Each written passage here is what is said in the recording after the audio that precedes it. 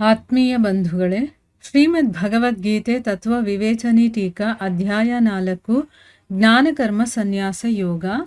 ಇದರಿಂದ ಇವತ್ತು 37ನೇ ಶ್ಲೋಕವನ್ನು ತಿಳ್ಕೊಳ್ಳೋಣ. ಶ್ಲೋಕ 37.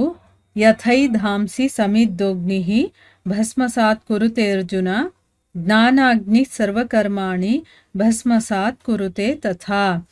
ಅನುವಾದ: ಏಕೆಂದರೆ ಹೇ ಅರ್ಜುನ, ಹೇಗೆ ಪ್ರಜ್ವಲಿತವಾದ ಅಗ್ನಿಯು ಇಂಧನಗಳನ್ನು ಭಸ್ಮ ಮಾಡಿಬಿಡುತ್ತದೆಯೋ ಹಾಗೆಯೇ ಜ್ಞಾನರೂಪಿ ಅಗ್ನಿಯು ಸಂಪೂರ್ಣ ಕರ್ಮಗಳನ್ನು ಭಸ್ಮ ಮಾಡಿಬಿಡುತ್ತದೆ.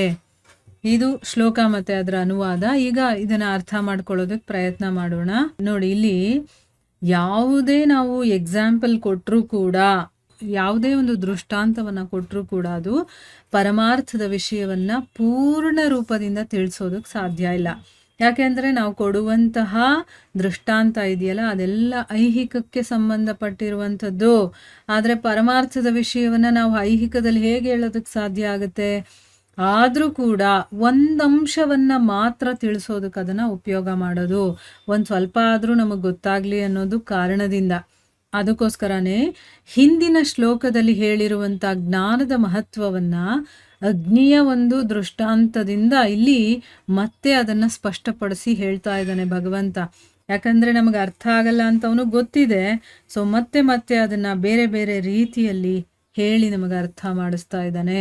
ಯಾಕಂದರೆ ಒಂದು ಹೋಲಿಕೆಯನ್ನು ಕೊಟ್ಟಾಗ, ಒಂದು ದೃಷ್ಟಾಂತವನ್ನು ಹೇಳಿದಾಗ, ಎಕ್ಸಾಂಪಲ್ನ ಕೊಟ್ಟಾಗ ನಮಗೇನಾಗುತ್ತೆ, ಸ್ವಲ್ಪ ಮಟ್ಟಿಗಾದರೂ ಈ ರೀತಿ ಇರಬಹುದು ಅಂತ ನಾವು ಯೋಚನೆ ಮಾಡ್ತೀವಲ್ವ. ಅದಕ್ಕೋಸ್ಕರ ಇಲ್ಲೇನು ಹೇಳ್ತಾ ಇದ್ದಾನೆ, ಅರ್ಜುನ, ಹೇಗೆ ಪ್ರಜ್ವಲಿತವಾದಂಥ ಅಗ್ನಿ ತುಂಬ ಜೋರಾಗಿ ಉರಿತಾ ಇರುತ್ತೋ ಅಗ್ನಿ, ಅದು ಎಲ್ಲ ಇಂದ್ರಿಯಗಳನ್ನು ಕೂಡ ಭಸ್ಮ ಮಾಡಿಬಿಡುತ್ತೋ, ಅದೇ ರೀತಿ ಈ ಜ್ಞಾನ ಅನ್ನುವಂತಹ ಅಗ್ನಿ ಸಂಪೂರ್ಣ ಕರ್ಮಗಳನ್ನು ಕೂಡ ಭಸ್ಮ ಮಾಡಿಬಿಡುತ್ತೆ ಅಂತ ಅಂದ್ಬಿಟ್ಟು ಹೇಳ್ತಾ ಇದ್ದಾನೆ.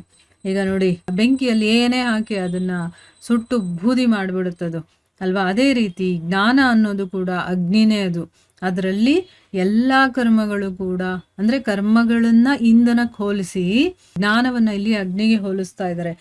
ಆ ಅಗ್ನಿಯಲ್ಲಿ ಹೇಗೆ ಇಂಧನಗಳೆಲ್ಲ ದಗದಗ ಅಂತ ಉರಿದು ಭಸ್ಮ ಆಗ್ಬಿಡುತ್ತೋ ಅದೇ ರೀತಿ ಜ್ಞಾನ ಅನ್ನುವಂಥ ಅಗ್ನಿಯಲ್ಲಿ ಈ ಕರ್ಮಗಳು ಅನ್ನುವಂಥದ್ದು ಎಲ್ಲ ಭಸ್ಮ ಆಗ್ಬಿಡುತ್ತೆ ಅಂತ. ಜ್ಞಾನವನ್ನು ತಿಳ್ಕೊಳ್ತಾ ನಾವು ಮಾಡಿರುವಂಥ ಎಲ್ಲ ಪಾಪ ಕರ್ಮಗಳು, ಒಳ್ಳೆಯ ಕರ್ಮಗಳು ಎಲ್ಲದರಿಂದನೂ ಬಂಧನ ಅಲ್ವಾ. ಸೊ ಕರ್ಮಗಳೇ ಇಲ್ದಂಗೆ ಮಾಡಿಬಿಡುತ್ತದು ಅಂತ ಇಲ್ಲಿ ಹೇಳ್ತಾ ಇದ್ದಾರೆ. ಈಗ ಪ್ರಶ್ನೆ ಏನು ಅಂತಂದರೆ, ಈ ಶ್ಲೋಕದಲ್ಲಿ ಅಗ್ನಿಯ ಒಂದು ಉಪಮೆಯನ್ನು ಕೊಡ್ತಾ ಜ್ಞಾನರೂಪಿ ಅಗ್ನಿಯ ಮೂಲಕ ಸಂಪೂರ್ಣ ಕರ್ಮಗಳು ಭಸ್ಮ ಆಗ್ಬಿಡುತ್ತೆ ಅಂತ ಹೇಳಿದಾರಲ್ಲ, ಇದನ್ನ ಯಾವ ಮಾತನ್ನು ಹೇಳೋದಕ್ಕೋಸ್ಕರ ಹೇಳ್ತಾ ಇರೋದು, ನಮಗೆ ಏನು ಅರ್ಥ ಆಗಬೇಕು ಅಂತ ಇದನ್ನು ಹೇಳಿದಾನೆ ಅಂತಂದ್ಬಿಟ್ಟು ಇಲ್ಲಿ ಪ್ರಶ್ನೆ. ಉತ್ತರ ಏನು ಅಂತಂದರೆ, ಪ್ರಜ್ವಲಿತವಾದಂತಹ ಅಗ್ನಿ ಎಲ್ಲ ಕಾಷ್ಠಾದಿ ಇಂಧನ ಸಮುದಾಯವನ್ನೂ ಕೂಡ ಭಸ್ಮವನ್ನಾಗಿ ಮಾಡಿ ಅದನ್ನು ನಾಶನೇ ಮಾಡಿಬಿಡುತ್ತಲ್ಲ.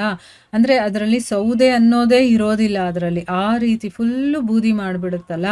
ಅದೇ ರೀತಿ ತತ್ವಜ್ಞಾನ ರೂಪಿ ಅನ್ನುವಂಥ ಅಗ್ನಿ ಎಲ್ಲ ರೀತಿಯ ಅಶುಭ ಕರ್ಮಗಳನ್ನು, ಅಂದರೆ ಏನು, ಅದರ ಫಲರೂಪಿ ಸುಖ ದುಃಖ ಭೋಗಗಳು ಮತ್ತು ಅದರ ಕಾರಣರೂಪಿ ಏನು, ಇದೆಲ್ಲ ಸುಖ ದುಃಖ ಇದರ ಭೋಗಿಸ್ತೀವಲ್ಲ ನಾವು, ಅದಕ್ಕೆ ಕಾರಣ ಒಂದು ಇರುತ್ತಲ್ಲ, ಅದನ್ನು ಅವಿದ್ಯೆ ಮತ್ತು ನಾನು ನಂದು ಅನ್ನುವಂಥ ಅಹಂತೆ, ಮಮತೆ, ರಾಗ, ದ್ವೇಷ ಎಲ್ಲ ರೀತಿಯ ವಿಕಾರಗಳ ಸಹಿತ ಸಮಸ್ತ ಕರ್ಮಗಳನ್ನು ಕೂಡ ಅದು ನಾಶ ಮಾಡಿಬಿಡುತ್ತೆ ಅಂತ ಹೇಳಿರುವಂಥದ್ದು. ಅದಕ್ಕೋಸ್ಕರ ಅಲ್ಲಿ ಆ ರೀತಿ ಹೇಳಿರೋದು.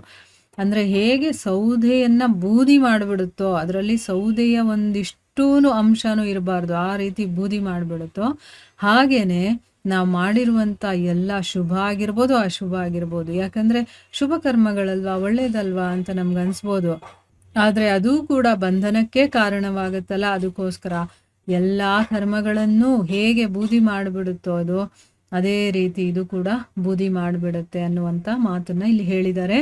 ಶ್ರುತಿಯಲ್ಲೂ ಕೂಡ, ಅಂದರೆ ಮುಂಡಕೋಪನಿಷತ್ ಇದೆಯಲ್ಲ, ಅದರಲ್ಲೂ ಕೂಡ ಈ ರೀತಿ ಹೇಳಿದ್ದಾರೆ. ಏನು, ಭಿದ್ಯತೆ ಹೃದಯ ಗ್ರಂಥಿಶ್ಚಿದ್ಯಂತೆ ಸರ್ವ ಸಂಶಯಾಃ ಕ್ಷೀಯಂತೆ ಚಾಸ್ಯ ಕರ್ಮಾಣಿ ತಸ್ಮಿನ್ ದೃಷ್ಟೇ ಪರಾವರೇ.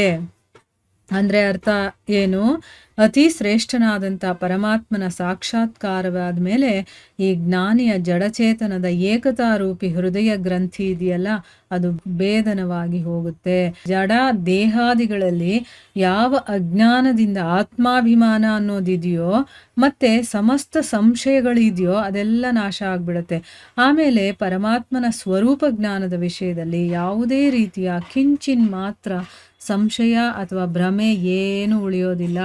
ಎಲ್ಲ ಕರ್ಮಗಳು ಫಲಸಹಿತ ನಷ್ಟವಾಗಿ ಹೋಗುತ್ತೆ. ಈ ಅಧ್ಯಾಯದ 19ನೇ ಶ್ಲೋಕದಲ್ಲಿ ಜ್ಞಾನಾಗ್ನಿ ದಗ್ಧ ಕರ್ಮಾಣಂ ಅನ್ನುವಂಥ ವಿಶೇಷಣ ಕೊಟ್ಟು ಹೇಳಿದಾರಲ್ಲ, ಇದೇ ಮಾತನ್ನ ಅಲ್ಲಿ ಹೇಳಿರೋದು. ಈ ಜನ್ಮ ಮತ್ತೆ ಜನ್ಮಾಂತರದಲ್ಲಿ ಮಾಡಿರುವಂಥ ಎಲ್ಲ ಕರ್ಮಗಳು ಕೂಡ ಸಂಸ್ಕಾರ ರೂಪದಿಂದ ಮನುಷ್ಯನ ಅಂತಃಕರಣದಲ್ಲಿ ಒಟ್ಟಾಗಿರುತ್ತೆ. ಅದರ ಹೆಸರೇನು ಅಂತಂದರೆ ಸಂಚಿತ ಕರ್ಮ. ಈಗ ನಾವು ಹಿಂದೆ ಹಿಂದೆ ಮಾಡ್ಕೊಂಡು ಬಂದಿರ್ತೀವಿ ಬೇಕಾದಷ್ಟು, ಅದೆಲ್ಲ ಸಂಚಿತ ಕರ್ಮಗಳು. ಅದರಿಂದ ಯಾವುದು ವರ್ತಮಾನ ಜನ್ಮದಲ್ಲಿ ಫಲವನ್ನು ಕೊಡೋದಕ್ಕೋಸ್ಕರ ಸಿಗುತ್ತೋ ಅದನ್ನು ಪ್ರಾರಬ್ಧ ಅಂತೀವಿ. ಅಂದರೆ ಮುಂದೆ ಈ ಮಾಡಿರೋ ಅಂಥ ಒಂದು ಫಲ ಬರುತ್ತಲ್ಲ, ಅದನ್ನು ಪ್ರಾರಬ್ಧ ಕರ್ಮ ಅಂದರೆ ಸಂಚಿತ ಕರ್ಮ. ಎಲ್ಲ ಒಟ್ಟು ಸೇರಿಸಿ ಇಟ್ಟಿರ್ತೀವಲ್ವಾ, ಬ್ಯಾಂಕ್ ಬ್ಯಾಲೆನ್ಸ್ ಥರ, ಅದು ಸಂಚಿತ ಕರ್ಮ. ಮುಂದೆ ಬರೋದಕ್ಕೆ ಪ್ರಾರಬ್ಧ ಕರ್ಮ ಅಂತ ಹೇಳ್ತೀವಿ. ವರ್ತಮಾನದಲ್ಲಿ ಈಗ ನಡೀತಾ ಇರೋದನ್ನು ಕ್ರಿಯಮಾಣ ಅಂತ ಹೇಳ್ತೀವಿ. 3 ರೀತಿಯ ಕರ್ಮಗಳಿದೆ. ಮೇಲೆ ಹೇಳಿರುವಂತಹ ತತ್ವಜ್ಞಾನ ರೂಪಿ ಅಗ್ನಿ ನಮ್ಮಲ್ಲಿ ಪ್ರಕಟವಾಗ್ತಾ ಇದ್ದಂಗೆನೆ ಎಲ್ಲ ಪೂರ್ವ ಸಂಚಿತ ಸಂಸ್ಕಾರಗಳೂ ಕೂಡ ಇಲ್ದಂಗಾಗ್ಬಿಡುತ್ತೆ. ಮನಸ್ಸು, ಬುದ್ಧಿ ಮತ್ತು ಶರೀರದಿಂದ ಆತ್ಮವನ್ನು ಅಸಂಗ ಅಂತ ತಿಳ್ಕೊಳ್ಳೋದ್ರಿಂದ, ಅಂದರೆ ಈ ಆತ್ಮನೇ ಬೇರೆ, ಇದ್ರ ಒಳಗಡೆ ಇದೆ ಅಷ್ಟೇನೆ, ಅದು ಇದಕ್ಕೂ ಅದಕ್ಕೂ ಯಾವುದೇ ಸಂಬಂಧ ಇಲ್ಲ, ಅದು ಸಪ್ರೇಟ್ ಆಗಿದೆ ಅಂತ ಯಾರು ಅದನ್ನು ತಿಳ್ಕೊಳ್ತಾನೋ, ಆ ತಿಳ್ಕೊಳ್ಳೋ ಕಾರಣದಿಂದ ಆ ಮನ, ಇಂದ್ರಿಯಗಳು ಮತ್ತು ಶರೀರಾದಿಗಳ ಜೊತೆಗೆ ಪ್ರಾರಬ್ಧ ಭೋಗಗಳ ಸಂಬಂಧ ಆಗಿದ್ರೂ ಕೂಡ, ಪ್ರಾರಬ್ಧ ಅಂತಂದರೆ ನಮ್ಮ ಹಿಂದೆನೇ ಬರುತ್ತಲ್ಲ, ಅದರ ಫಲಗಳು, ನಾವು ಮಾಡಿರುವಂಥ ಕರ್ಮ ಫಲಗಳು ನಮ್ಮ ಜೊತೆನೇ ಬರುತ್ತಲ್ವಾ, ಆ ಪ್ರಾರಬ್ಧ ಭೋಗಗಳ ಸಂಬಂಧ ಆಗಿದ್ರೂ ಕೂಡ ಈ ಶರೀರ ನನಗೆ ಸಿಕ್ಕಿದೆ ಅಂತಂದರೆ ನಾನು ಏನೋ ಮಾಡಿರ್ತೀನಿ, ಅದರ ಪ್ರಾರಬ್ಧ ಫಲಕ್ಕೋಸ್ಕರ ನಮಗೆ ಸಿಕ್ಕಿರುತ್ತೆ. ಅದು ಈ ಸಿಕ್ಕಿದ್ರೂ ಕೂಡ ಭೋಗಗಳ ಕಾರಣದಿಂದ ಅವನ ಅಂತಃಕರಣದಲ್ಲಿ ಹರ್ಷ ಶೋಕಾದಿ ವಿಕಾರಗಳೆಲ್ಲ ಆಗೋದಿಲ್ಲ. ಯಾಕಂದರೆ ಅವನಿಗೆ ಜ್ಞಾನ ಆಗಲೇ, ತತ್ವಜ್ಞಾನವನ್ನು ಅವನು ತಿಳ್ಕೊಂಡಿರ್ತಾನೆ. ಈ ಕಾರಣದಿಂದ ಅವು ಕೂಡ ಅವನಿಗೆ ನಾಶ ಆಗೋಗುತ್ತೆ. ಮತ್ತು ಕ್ರಿಯಮಾಣ ಅಂದರೆ ಈಗ ನಡೀತಾ ಇರುವಂಥ ಕರ್ಮಗಳಲ್ಲಿ ಅವನು ಕರ್ತೃತ್ವಾಭಿಮಾನ ಅಂದರೆ ನಾನೇ ಮಾಡ್ತಾ ಇದ್ದೀನಿ ಅನ್ನೋದು ಮತ್ತು ಮಮತೆ, ಆಸಕ್ತಿ, ವಾಸನೆ ಇದ್ಯಾವುದು ಇಲ್ಲದೆ ಇರೋ ಕಾರಣ ಅದರ ಸಂಸ್ಕಾರಗಳು ಅನ್ನೋದು ಬರೋದಿಲ್ಲ. ಯಾಕಂದರೆ ಈಗ ನಾನು ಅದೆಲ್ಲ ಇಟ್ಕೊಂಡು ಮಾಡಿದಾಗ ಅದರದ್ದು ಒಂದು ಸಂಸ್ಕಾರವನ್ನು ಅಲ್ಲಿ ಬಿಡುತ್ತೆ. ಅದರಿಂದ ನನಗೆ ನೆಕ್ಸ್ಟು ಬರುತ್ತಲ್ಲ, ಅದರ ಫಲದ ರೂಪದಲ್ಲಿ ನಮಗೆ ಪ್ರಾರಬ್ಧ, ಅದು ನಮಗೆ ನೆಕ್ಸ್ಟ್ ಜನ್ಮದಲ್ಲಿ ಸಿಗುವಂಥದ್ದು. ಇಲ್ಲಿ ಅವನು ಯಾವುದೇ ಒಂದು ಅಟ್ಯಾಚ್ಮೆಂಟ್ ಇಟ್ಕೊಳ್ದೆ, ನಾನು ಮಾಡ್ತಾ ಇದ್ದೀನಿ ಅನ್ನುವಂಥ ಅಭಿಮಾನನೂ ಇಟ್ಕೊಳ್ದೆ, ಮಮತೆನೂ ಇಟ್ಕೊಳ್ದೆ, ಏನು ವಾಸನೆಗಳು ಇಲ್ಲದೆ, ಅವನಿಗೆ ವಾಸನೆ ಅಂತಂದರೆ ಏನು, ಏನೋ ಒಂದು ಮಾಡಿದಾಗ ಅದರದ್ದು ಒಂದು ಪ್ರಭಾವ ನಮ್ಮ ಮೇಲೆ ಬಿದ್ದಿರುತ್ತೆ. ಅದು ಯಾವಾಗಲೂ ನಮಗೆ ನೆನಪಿಸ್ತಾ ಇರುತ್ತೆ, ಅಯ್ಯೋ ಅದಷ್ಟು ಚೆನ್ನಾಗಿತ್ತು, ನಾನು ತಿನ್ನಬೇಕು ಅಥವಾ ನಾನು ಅಲ್ಲಿ ಹೋಗಬೇಕು, ನೋಡಬೇಕು ಅನ್ನೋದೆಲ್ಲ ನಮಗೆ ಬರುತ್ತಲ್ಲ, ಅದನ್ನು ವಾಸನೆಗಳು ಅಂತ ಹೇಳೋದು.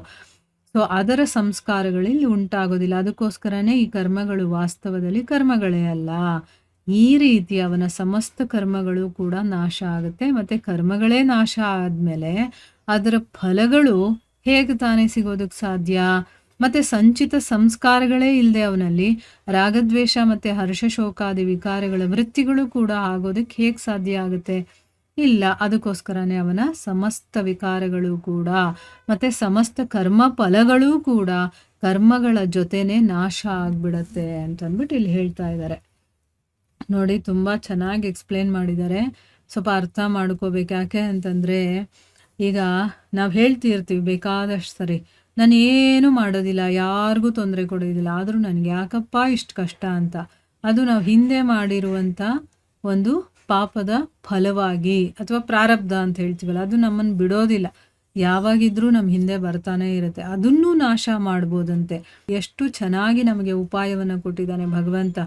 ಬರೀ ಜ್ಞಾನವನ್ನು ತಿಳ್ಕೊಳ್ಳೋದ್ರಿಂದ ಹಿಂದೆ ಮಾಡಿರೋದು, ಮುಂದೆ ಮಾಡಬೇಕಾಗಿರುವಂಥದ್ದು, ಈಗಿರುವಂಥದ್ದು ಎಲ್ಲ ಕರ್ಮಗಳಿಗೂ ಕೂಡ ನಮ್ಮದು ಬ್ಯಾಲೆನ್ಸ್ 0 ಆಗಿಬಿಡತ್ತೆ. ನಮಗೆ ಯಾವುದೇ ಪಾಪಗಳೇ ಇರೋದಿಲ್ಲ ಅಂತಂದಮೇಲೆ ಅದನ್ನು ಮಾಡೋದಕ್ಕೆ ನಮಗೇನಪ್ಪ ಕಷ್ಟ? ಬೇಡದೇ ಇರೋದು ಎಷ್ಟೋ ಮಾಡ್ತೀವಿ ನಾವು. ಭಗವಂತನ ಪಡಿಬೇಕು ಅಂತ ಏನೇನೋ ಮಾಡ್ತೀವಿ, ಆದರೆ ಜ್ಞಾನವನ್ನು ತಿಳ್ಕೊಳ್ಳೋದ್ರಿಂದ ಇಷ್ಟೆಲ್ಲ ಅನುಕೂಲ ಇದೆ ಅಂತಂದಮೇಲೆ ಅದನ್ನು ಯಾಕೆ ನಾವು ಮಾಡೋದಿಲ್ಲ ಅಂತ ನಮಗೆ ಗೊತ್ತಿಲ್ಲ. ಅಂದರೆ ನಮಗಿನ್ನೂ ಅರ್ಹತೆ ಬಂದಿರೋದಿಲ್ಲ, ಅಥವಾ ಆ ಗುರು ಗೋವಿಂದನ ಕೃಪೆ ನಮ್ಮ ಮೇಲೆ ಬಿದ್ದಿರೋದಿಲ್ಲ ಅನಿಸುತ್ತೆ. ಅದಕ್ಕೋಸ್ಕರನೇ ಯಾರಾದರೂ ಎಲ್ಲಾದರೂ ಪ್ರವಚನ ಇದೆ ಅಥವಾ ಭಗವಂತನ ಬಗ್ಗೆ ಮಾತಾಡ್ತಾರೆ ಅಂತಂದರೆ ಅಲ್ಲಿ ಒಬ್ಬರೋ ಇಬ್ಬರೋ ಬರ್ತಾರೆ ಅಷ್ಟೇ. ಯಾಕೆ ಅಂತಂದರೆ ಯಾರಿಗೂ ಅದರಲ್ಲಿ ಆಸಕ್ತಿ ಇಲ್ಲ ತಿಳ್ಕೋಬೇಕು ಅಂತ. ಆದರೆ ನಿಜವಾಗ್ಲೂ ನಮ್ಮನ್ನು ಉದ್ಧಾರ ಮಾಡೋದು ಯಾವುದು ಅಂತಂದರೆ ಜ್ಞಾನ ಅನ್ನೋದು ಇಲ್ಲಿ ನಮಗೆ ಗೊತ್ತಾಗುತ್ತೆ.